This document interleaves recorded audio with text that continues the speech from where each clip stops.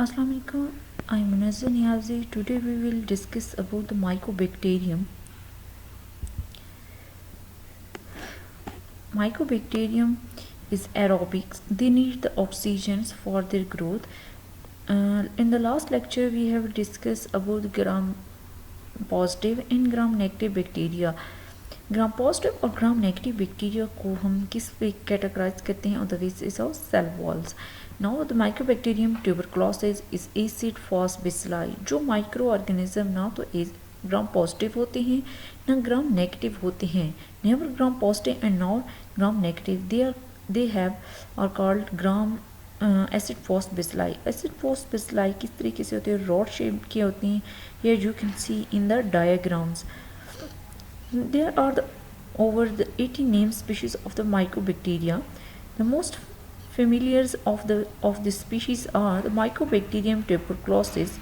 के Mycobacterium tuberculosis क्या cause करते हैं? TB, which causes tuberculosis. Mycobacterium leprae, causative agent of the Hansen disease, leprosy. ठीक है कि माइक्रोबैक्टीरियम की एक टाइप जो है लेप्री जो है हैंसन डिजीज कॉज करती है.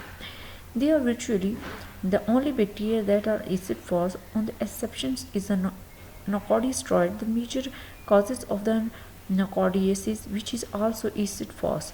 कि I have told you कि microorganisms या तो ग्राम पॉजिटिव होते हैं या तो ग्राम नेगेटिव होते हैं. अगर ग्राम ना तो ग्राम पॉजिटिव होते हैं या तो ना ग्राम नेगेटिव होते हैं, वो क्या कहलाते हैं? एसिड फॉस बेसिलाई, जो कि रॉड शेप के होते हैं. उसकी सबसे इम्पॉर्टेंट एग्जांपल जो है वो है माइकोबैक्टीरियम ट्यूबरक्लोसिस. ठीक है. उसके अलावा नोकार्डिया एस्ट्रॉयड जो जिसके अंदर वीक प्रॉपर्टीज़ प्रेजेंट हैं एसिड फॉस बेसिलाई की. इसके अलावा कोई भी माइक्रो ऑर्गेनिज्म नहीं होता. अगर आपसे कोई पूछ ले कि एसिड फॉस बेसिलाई कौन सा माइक्रो ऑर्गेनिज्म है जो MCQs में अक्सर ही आता है, उसमें ऑप्शन दी हुई होती हैं Mycobacterium tuberculosis, nocardia asteroids and E coli ABC या इस तरीके से. तो नोकार्डिया एस्ट्रॉयड के अंदर एसिड फॉस बेसिलाई प्रॉपर्टीज़ मौजूद हैं और माइकोबैक्टीरियम ट्यूबरक्लोसिस तो है एसिड फॉस बेसिलाई. तो ग्राम पॉजिटिव और नेगेटिव को डिफरेंशिएट करने के लिए हम ग्राम स्टेनिंग टेक्निक इस्तेमाल करते हैं और माइकोबैक्टीरियम ट्यूबरक्लोसिस को हम डिफरेंशिएट करने के लिए ZN नेल्सन स्टेनिंग टेक्निक का इस्तेमाल करते हैं. The term acid fast refer to and the organism's ability to retain the carbon fusion stain. के अभी मैं बताया कि हम ग्राम स्टेनिंग टेक्निक के अंदर ग्राम पॉजिटिव और नेगेटिव को डिफरेंशिएट करते हैं. इसी तरीके से एसिड फॉस बेसिलाई जो कि माइकोबैक्टीरियम ट्यूबरक्लोसिस है, इसके लिए हम टेक्निक यूज़ करते हैं ZN staining Nelson staining techniques को इस्तेमाल करते हैं. उसके अंदर जो है कार्बन फ्यूजन स्टेन का इस्तेमाल करते हैं जो कि एसिड फास्ट बेसिलाई बैक्टीरिया को स्टेन करती है. क्यों?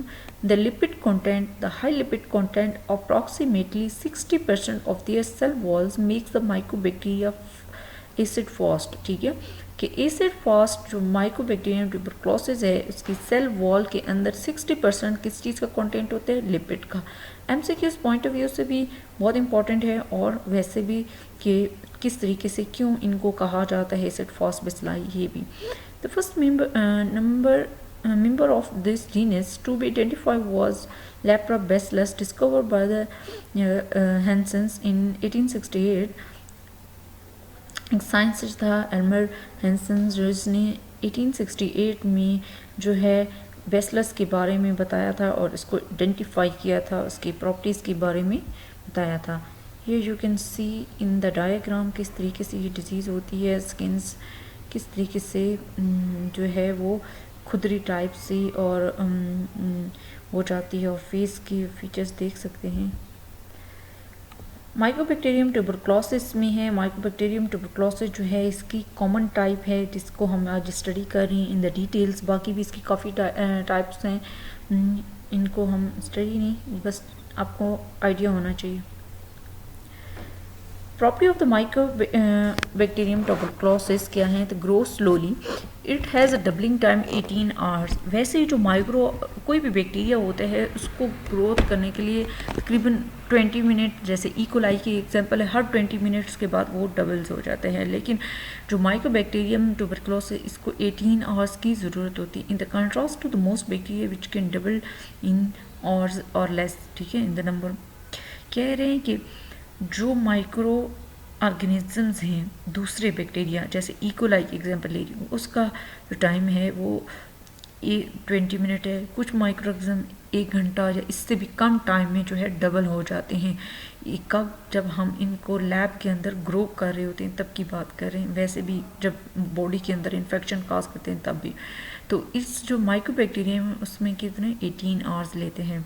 Because the growth is so slow, the culture of the clinical sample must be held for 6 to 8 weeks before beginning record as negative। जब हम लैब के अंदर इसको डिग्नोज करते हैं, इसको नेगेटिव रिपोर्ट देने से पहले स्पेसिमेन को जब हम कल्चर करते हैं आर्टिफिशियल मीडिया के ऊपर, तो उसको 6 to 8 weeks, 6 to 8 week means 1.5 से 2 मंथ तकरीबन जो है इसको कल्चर करना पड़ता है, तब जाके इसका रिज़ल्ट आता है। तो बहुत ही ज़्यादा टाइम लेता है मतलब ग्रोथ आने में, वरना बाकी बैक्टीरिया के मुकाबले में बाकी बैक्टीरिया इकोलाई 24 to 14 आवर्स, 1 से 2 दिन में हो जाते हैं। Microbacterium can be culture on the bacteriological media and where as microbacterium lab can not. कि माइक्रोबैक्टीरियम ट्यूबरकुलोसिस को तो हम कल्चर कर सकते हैं लैब्स के अंदर, आर्टिफिशियल मीडिया प्रोवाइड करते हैं, लेकिन और उसकी जो टाइप हैं उनको नहीं कर सकते। Media choose for it growth, कि ग्रोथ क्या होती है कि हम जब पेशेंट से, अब माइक्रोबैक्टीरियम हर एक माइक्रो ऑर्गेनिजम्स के लिए एक स्पेसिफिक सैंपल भी लिया जाता है। ठीक है, माइक्रोबैक्टीरियम ट्यूबरकुलोसिस जो है अपर रेस्पिरेटरी ट्रैक का इन्फेक्शन काज करते हैं, इसके लिए हम सैंपल कौन सा लेते हैं, स्पूटम सैंपल्स। स्पूटम सैंपल्स को हम लेके मीडिया के ऊपर लैब के अंदर इन विट्रो कंडीशंस में हम फेवरेबल कंडीशन प्रोवाइड करके इसको लैब के में मीडिया के ऊपर इनोकुलेट करके जो उस बैक्टीरिया ग्रोथ आती है जो, तो उसको एक मीडिया कहते हैं। तो क्या कहते हैं उस कल्चर मीडिया, एलजी मीडियम जो है, ठीक है, इसके अंदर क्या है, न्यूट्रिएंट्स होते हैं, एक यॉक होता है, डाई होती है जो मेलाचिन ग्रीन होती है, वो क्या करती है कि वो हेल्प आउट करती है एज न्यूट्रिएंट्स हम प्रोवाइड करते हैं बैक्टीरिया को for the growth. The dyes inhibit the unwanted normal flora present in the sputum samples। Sputum जो बलगम स्पूटम हम लेते हैं उस सैंपल्स में जो है हम जो डाई का इस्तेमाल करते हैं वो क्या करते हैं, नॉर्मल फ्लोरा को, क्योंकि मैंने अभी बताया था कि बहुत सारे बैक्टीरिया जो होते हैं as a normal flora present होते हैं बॉडी के ये हर हिस्से में। जो हम जब स्पूटम खांसते हैं, कफिंग करते हैं, तो जब हम स्पूटम सैंपल्स निकालते हैं, ठीक है, कंटेनर के अंदर, उसके साथ स्लाइवा और दूसरे माइक्रो ऑर्गेनिजम्स आ जाते हैं, तो उनको हम क्या है डाई का इस्तेमाल करते हैं मेलाचिन ग्रीन का, क्योंकि वो तमाम माइक्रो ऑर्गेनिज्म को इनहिबिट कर देती है, रोक देती है, ताकि फॉल्स नेगेटिव रिजल्ट ना आए।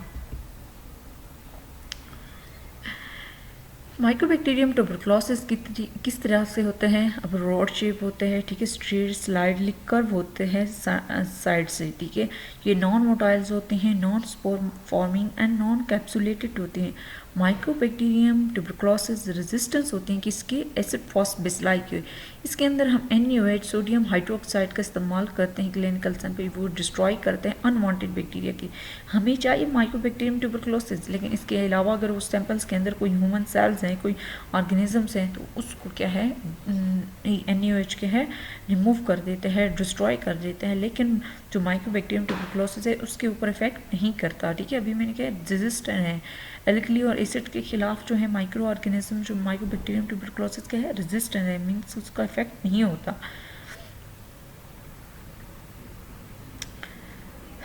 Mycobacterium tuberculosis is resistant to dehydration and therefore survive in the dry expirated sputum. This is property may be important in its transmission by aerosols के एरोसोल्स के ज़रिए जब हम जो लोग काम कर रहे होते हैं TB कंट्रोल्स के अंदर या इसको डील कर रहे होते हैं या सैंपल लैब्स के अंदर है, तो उन जो ड्राई फॉर्म पड़ी होती है या इस तरीके से सैंपल्स उस एरोसोल्स के ज़रिए भी इसकी ट्रांसमिशन होती रहती है, इवेपोरेट हो जाता है।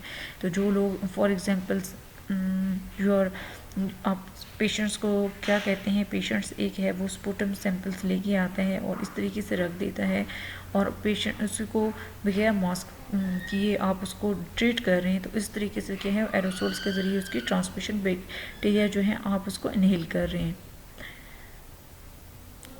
हर बैक्टीरिया को ग्रोथ करने के लिए एक ऑप्टिमम टेम्परेचर की ज़रूरत होती है। इसको हम 37 टू 35 टू 7 डिग्री सेंटीग्रेड्स जो है टेम्परेचर प्रोवाइड करते हैं। नॉर्मल वही 14 टू 15 आवर्स 18 आवर्स जो इसका जो मैक्सिमम टाइम्स है, जो कि 8 वीक हैं, इसकी कॉलोनीज माइक्रोबैक्टीरियम की अपीयर होने में लगता है। The cell wall antigen, the basic structure of the cell wall is typical of the gram-positive bacteria, an inner cytoplasmic membrane overloaded with the thick peptidoglycan layer and no outer membrane।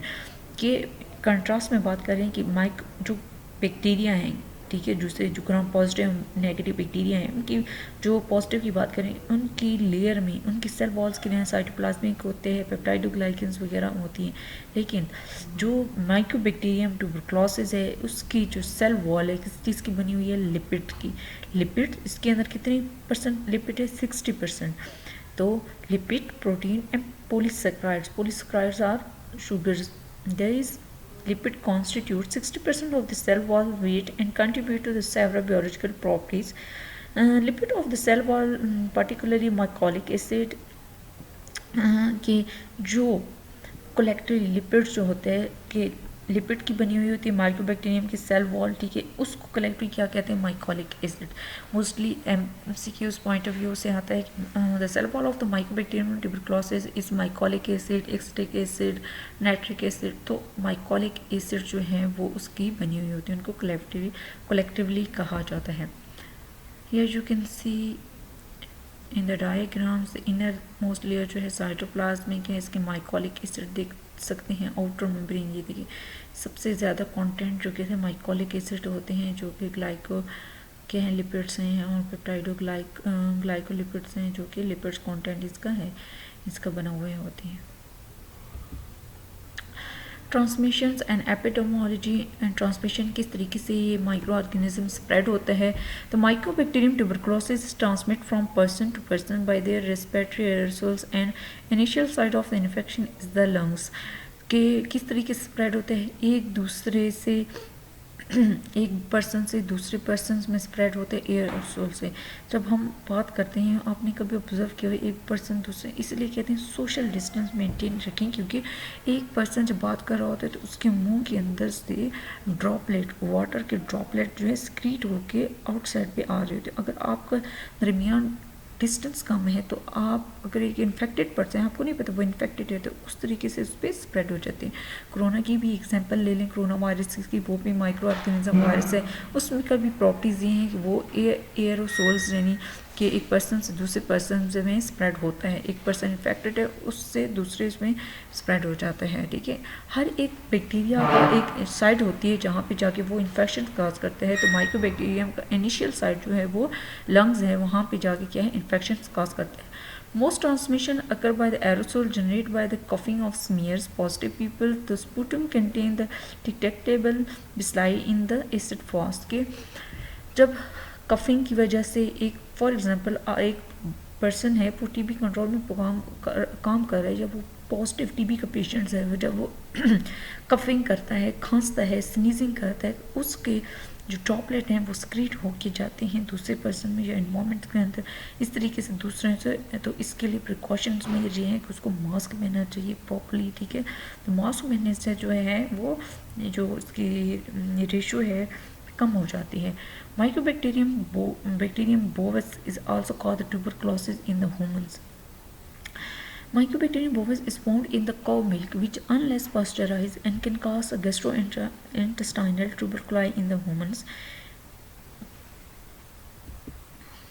Here you can see, you can better understand how the mycobacterium spread from aerosol. The Mycobacterium tuberculosis bacteria become lighter in the weight due to the water loss.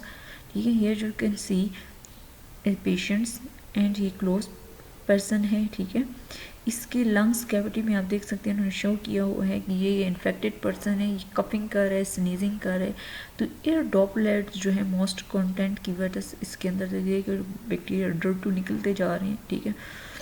तो वो क्या हैं, droplet जो हैं, दूसरा जो person आकर बहुत ही करीब खड़े होते हैं, तो इस तरीके से जो है वो स्नीजिंग और कफिंग के ज़रिए जो है वो बैक्टीरिया जो है दूसरे पर्सनस के अंदर एरोसोल्स अपर रेस्पिरेटरी ट्रैक के थ्रू आ रहे हैं, और वो कहाँ पे जा रहे हैं, उसके लंग्स के ऊपर। ये देखो यहाँ पे बैक्टीरिया डर्ट टू फॉर्म में पहुँच गया है, ठीक है। तो इसलिए कहते हैं कि अपने दरमियान डिस्टेंस मेंटेन करें। इसकी माइक्रोबैक्टीरियम की जो प्रॉपर्टीज़ हैं स्प्रेड होने की, इसकी कोरोना वायरस की तरह हैं, ठीक है। तो मास्क का इस्तेमाल करें, सोशल डिस्टेंस मेंटेन करें, और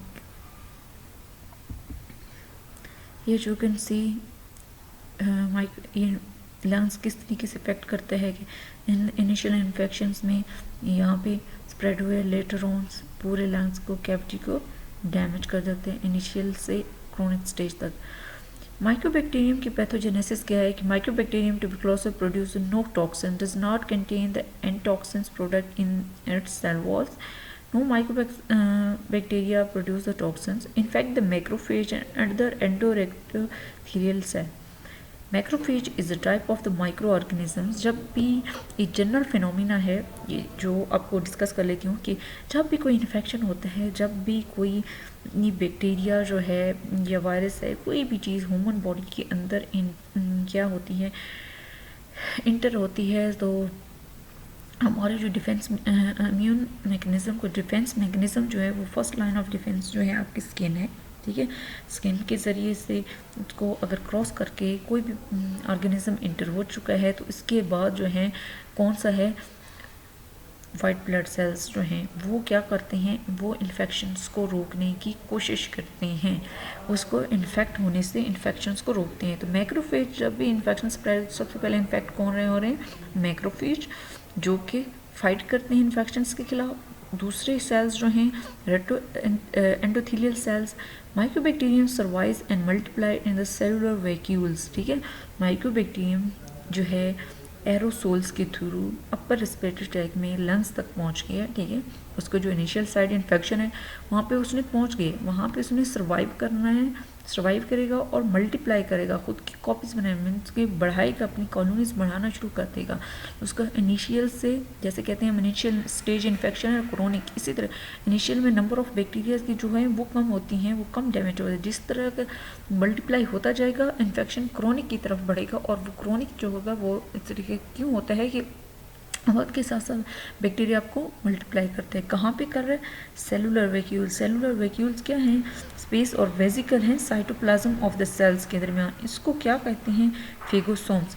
the organism produce the proteins is called exported repetitive proteins. के माइक्रो ऑर्गेनिज्म जो बैक्टीरिया है बहुत ही चालाक होता है, वो क्या कर लेता है कि वो एक प्रोटीन प्रोड्यूस कर देता है that prevent the phagosomes from fusion with the lysosomes. Lysosomes जो है उसको डाइजेस्ट कर देगा, एंजाइम है डिस्ट्रॉय कर देगा। तो बैक्टीरिया क्या करता है, अपने इर्द गिर्द एक प्रोटीन बना लेता है जिसको हम कहते हैं एक्सपोर्टिव रिपीटेटिव प्रोटीन। तो इस प्रोटीन्स को बनाने का मकसद इसका क्या होता है, वो इस फेगोसोम्स के साथ क्या है, इसके साथ प्रिवेंट करने के लिए, ठीक है। प्रिवेंट क्यों रोकता है कि क्योंकि इसके अंदर जो है फेगोसोम्स के हैं वो उसके जो वायरस है वो खुद को मल्टीप्लाई कर रहे हैं। Hereby allow the organism escape the digestive enzyme in the lysosomes, के लाइसोसोम से खुद को बचाता है इस प्रोटीन के ज़रिए। Here you can see in the infective stages of lungs, chronic stage है। Now you can better understand how, देखें ये एक पर्सन है जिसके लंग्स के अंदर जो है ये इन्फेक्ट हो चुका है, ठीक है। यहाँ पे आप देखें ये क्या है, बैक्टीरिया है, इनहिबिटोरी, इसकी ग्रोथ को कौन कर रहा है, इसके इर्द गिर्द क्या है, कौन है, ये बैक्टीरिया है जो खुद को मल्टीप्लाई कर रहा है लंग्स के अंदर, ठीक है। इसके इर्द गिर्द ये बड़े बड़े फोमी सेल्स आए हुए हैं, ठीक है। और ये देखो मैक्रोफेज, मैक्रोफेज ने इसके इर्द गिर्द फाइट शुरू की हुई है कि इनको रोक रहे हैं, इधर ही रोक रहे हैं भाई, मीन्स के बैक्टीरिया बाहर ना आए। इसके साथ टी सेल ने एक अपना इर्द गिर्द, जब ये इन्फेक्शंस जो है ये बैक्टीरिया ये अपनी ग्रोथ को क्या कर रही हैं, इंक्रीज़ करेंगे, इन दोनों की फ़ाइट होती जाएगी। अगर आपका इम्यून सिस्टम स्ट्रॉन्ग है तो ये इसको सप्रेस कर देंगे, इन्फेक्शन को ख़त्म हो जाएगा ये। अगर आपका इम्यून सिस्टम स्ट्रॉन्ग नहीं है, वीक है, तो ये क्या करेंगे कि ये बैक्टीरिया मल्टीप्लाई करता जाएगा, इनके साथ फाइट करते कि ये रिमूव होते जाएंगे और ये सेल के हैं ब्रस्ट कर जाएगा। Here you can see cell burst कर गया, तो ये क्या है, बैक्टीरिया सारे स्प्रेड हो गए हैं, ठीक है। नो किस किस्म की सिम्टम्स अपीयर्स होती हैं, इसमें कफिंग होती है लास्ट 3 to more वीक्स की, बहुत ज़्यादा कफ आ रही होती है पेशेंट्स को, उस कफ के अंदर बार बार कफ होने की वजह से स्पूटम के अंदर ब्लड आना शुरू हो जाता है। चेस्ट पेन, आप वैसे भी आपको कफिंग नॉर्मली हो तो आपको पता है कि जब हम खांसते हैं, ठीक है, तो आपके चेस्ट में पेन होना शुरू हो जाता है। तो नेक्स्ट क्या है, सांस लेने में भी मुश्किल होना शुरू हो जाती है। Weight loss, fatigue, fevers, night sweating, chills, ये सिम्टम्स हैं। ये देखें बाबा जी जो हैं उठ के बैठे हुए हैं, ठीक है, इनको क्या हो रहा है, नोज़िया हो रहा है, वॉमिटिंग आ रही है, क्रोनिक कफ रात को टूट के, देखिए इनको नाइट स्वेटिंग होना शुरू हो जाते हैं। इसमें क्या है, कफिंग है, ठीक है, कफ कर रहा है, चेस्ट पे हाथ रखा हुआ है इसने, इसको पेन हो रहा है। इसके बाद यह टेम्परेचर हो रहा है, इसके ब्लड स्पूटम आ रहा है, ब्लड ये स्पूटम के अंदर देखिए ब्लड आ रहा है, और वेट लॉस हो रहा है, और नाइट स्वेटिंग, बहुत ज़्यादा पसीना आना, और इस तरीके की जो है मोस्टली सिम्टम्स अपीयर होती हैं। लैब डिग्नोसिस माइकोबैक्टीरियम ट्यूबरकुलोसिस के पेशेंट्स के लिए हम पहले मेडिकल हिस्ट्री लेते हैं कि इससे पहले इनको कोई इश्यूज़ है, ठीक है, या कोई मेडिसिन ले रही हैं, या ट्यूबरकुलोसिस के पेशेंट हैं नहीं है, तमाम हिस्ट्री जेनेटिकली भी हो, बैकग्राउंड हिस्ट्री लेते हैं। इसके हिस्ट्री में लेने के बाद हम सैंपल लेते हैं। सैंपल कौन सा लिया जाता है, स्पूटम सैंपल्स लेते हैं, कल्चर करते हैं, और कल्चर करने के लिए कौन सा मीडिया यूज़ करते हैं, एलजी मीडियम जो है वो यूज़ किया जाता है माइकोबैक्टीरियम ट्यूबरकुलोसिस के लिए। और कौन सी टेक्निक यूज़ करते हैं, जेडन staining, Ziehl Neelsen staining technique use की जाती है माइकोबैक्टीरियम ट्यूबरकुलोसिस की डायग्नोसिस के लिए। इसको हम माइक्रोस्कोपी करते हैं, और स्किन टेस्ट भी हम करते हैं इसके लिए, स्किन टेस्ट या ब्लड टेस्ट, ठीक है। पीसीआर जो है पॉलीमरेज चेन रिएक्शंस है, जो कि एक टेक्निक है जिसके अंदर हम वायरल क्वांटिटेटिव भी होता है क्वालिटेटिव। क्वांटिटेटिव पीसीआर करते हैं जिसके अंदर क्वांटिटी देखते हैं कि वर्कलोड वायरस बैक्टीरिया या वायरस का बैक्टीरिया का कितना हो चुका है। चेस्ट एक्सरे, ठीक है, या सिटी स्कैन्स भी माइकोबैक्टीरियम ट्यूबरकुलोसिस केस में करते हैं। किस तरीके से कॉलोनीज आती हैं बैक्टीरिया के ऊपर, ये देखें वाइट किस्म की जो हैं बफी टाइप्स जो कॉलोनी जो होती है माइकोबैक्टीरियम ट्यूबरकुलोसिस की एल्जीमिडियम के ऊपर अपीयर्स होती हैं।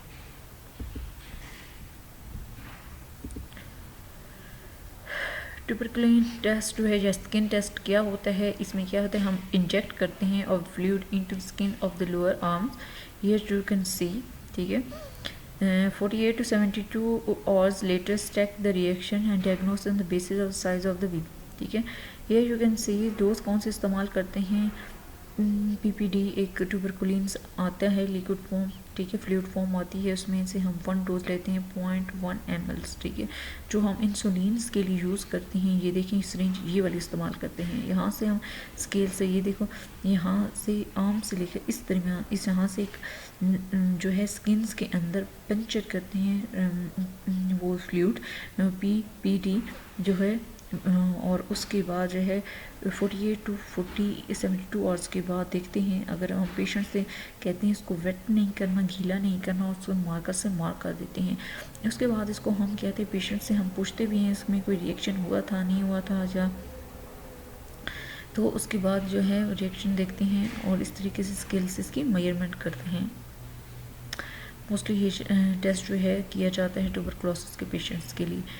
ट्यूबरकुलोसिस को हर चीज़ को प्रिवेंट करने के कुछ तरीके होती हैं। सबसे इम्पॉर्टेंट तरीका है personal hygienic.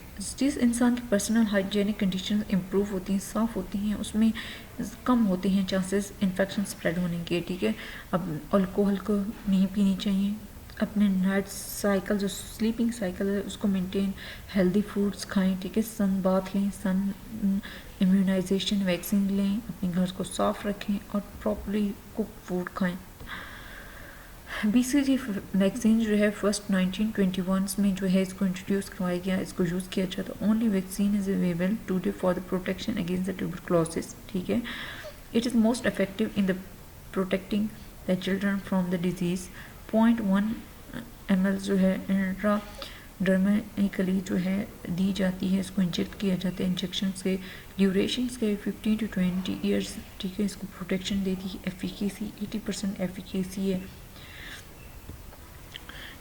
MCQs point of view से बहुत इंपॉर्टेंट है कि बीसीजी वैक्सीन किस लिए इस्तेमाल की जाती है, कब इन्वेंट हुई थी, ठीक है, कितने साल्स की ड्यूरेशन जो प्रोटेक्शन कहते हैं, इसका एफिकेसी रेट्स क्या है। ये तमाम एमसीक्यूज जो हैं जनरल पॉइंट ऑफ व्यू से भी और एमसीक्यूज पॉइंट ऑफ व्यू से बहुत बहुत इंपॉर्टेंट है। Should be given to the all healthy infants as soon as possible after the birth unless the children present the symptoms HIV infections। Thank you so much. अगर आपको कोई समझ नहीं आई तो आप मेरी जीमेल अकाउंट पे मुझे ईमेल कर सकते हैं।